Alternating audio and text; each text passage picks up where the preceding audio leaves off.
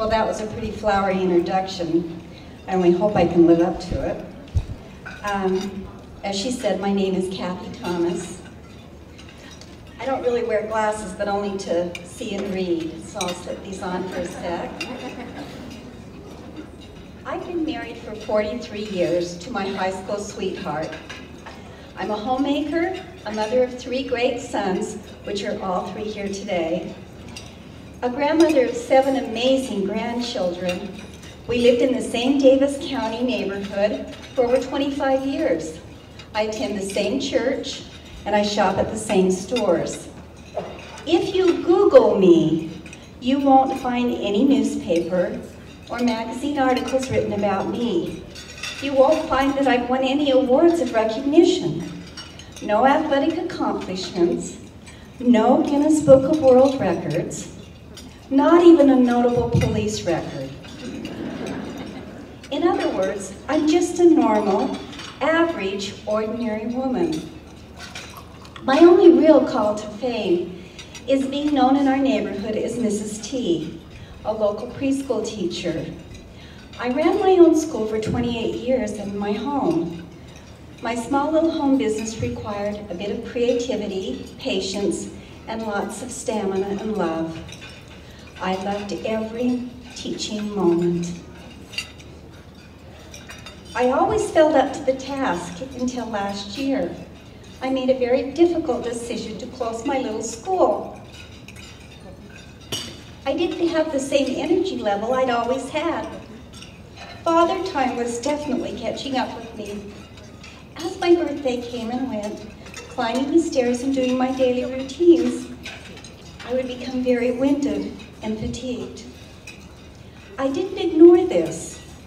My doctors diagnosed me with several little problems, but none of them related to my heart.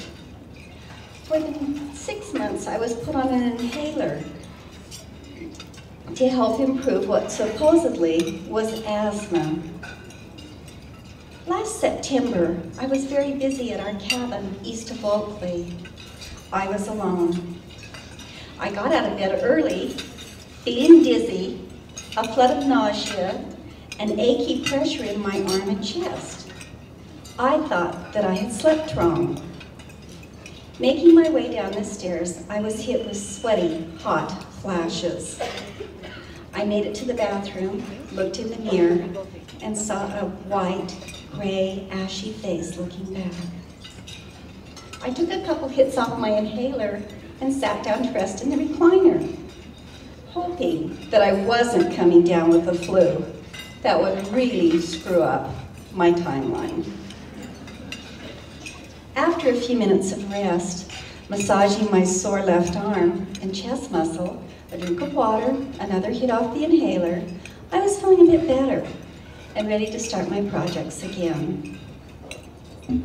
As the day wore on, I was feeling uneasy that I should maybe call the doctor and get an appointment, as this was a really bad asthma attack.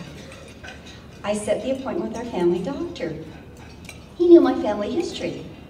Both my father and my older brother had died relatively young of sudden heart attacks. He scheduled me with 2 specialists, a cardiologist and a lung specialist. I left his office thinking, no big deal. My dad and brother had both been heavy smokers and drinkers during their lives, and that wasn't my lifestyle. Luckily, I was able to see the cardiologist first, or I might not be here to tell this tale.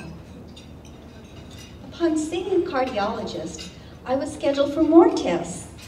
The standard stuff showed nothing wrong, but the stress EKG showed a potential problem. My doctor scheduled an exploratory angiogram the following week. We had planned a trip for Boston for that weekend. The doctor cleared me to travel.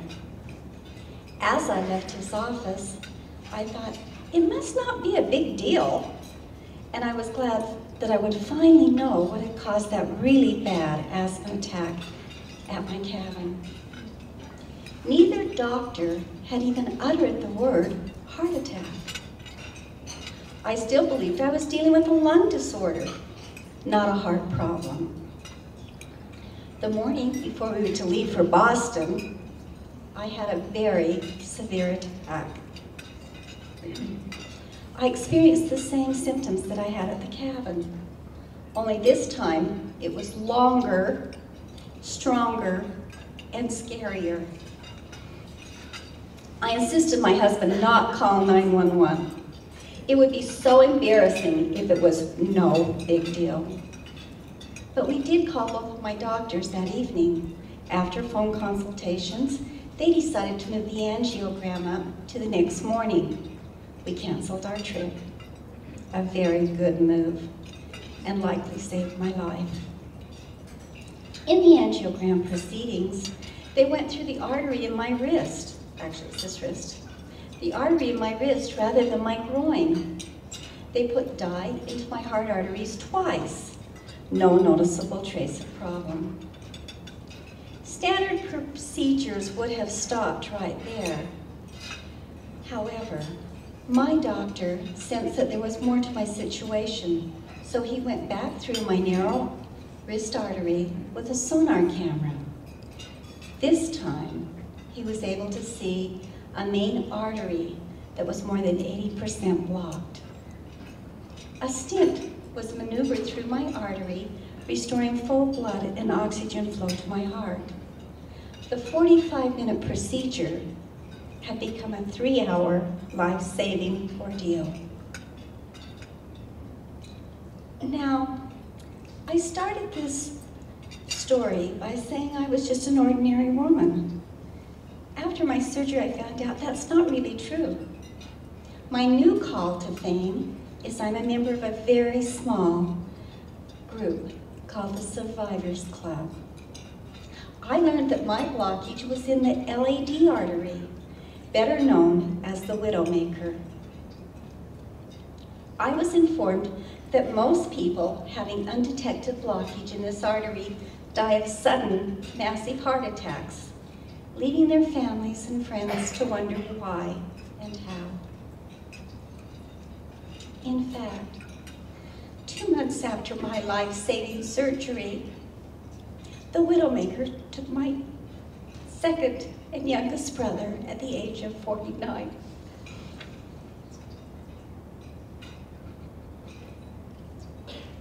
I'm here today to inspire you with choices. Choose to educate yourself and others. Choose to support and fund valuable research. Choose to live longer, healthier lives. These are the choice and the mission of the Go Red for Women. Many of us here today are guests sitting at corporate-sponsored tables. We're enjoying a lovely lunch paid for by a community business sponsor. These individuals or businesses buy these tables because they believe in the mission of the American Heart Association.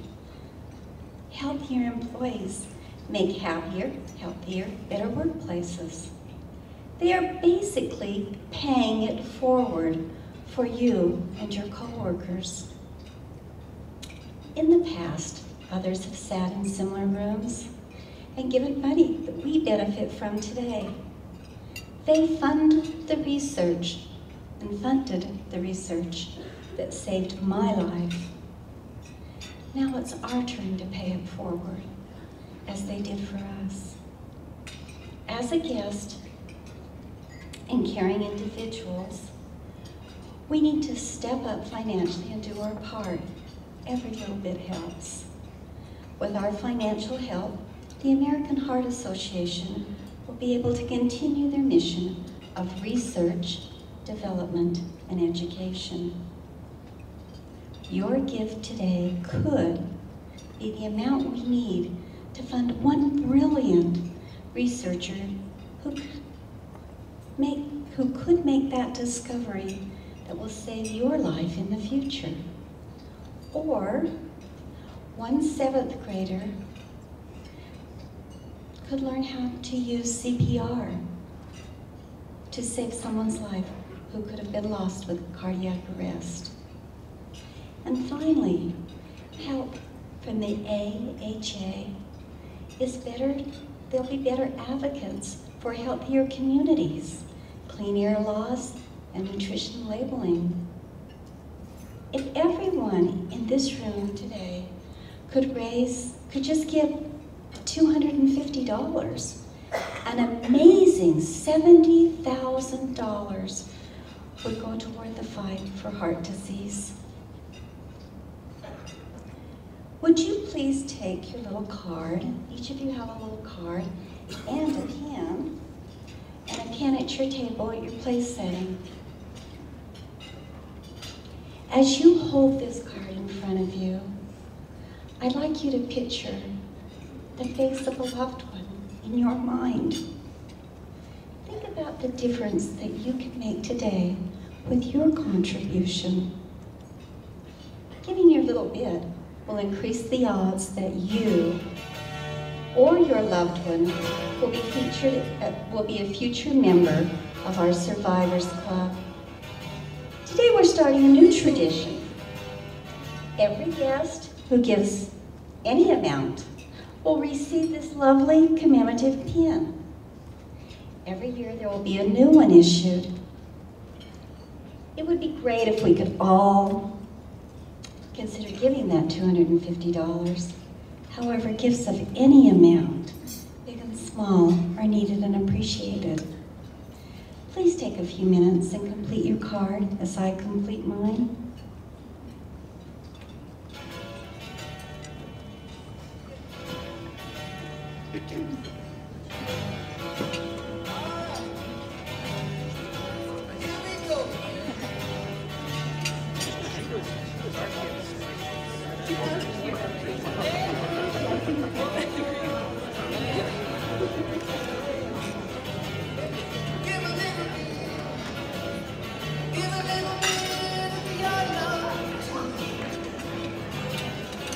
Now that you have taken a moment to make your gift, I ask that you raise your completed card in the air, and a volunteer will come around to your table and collect them in exchange for this beautiful pin.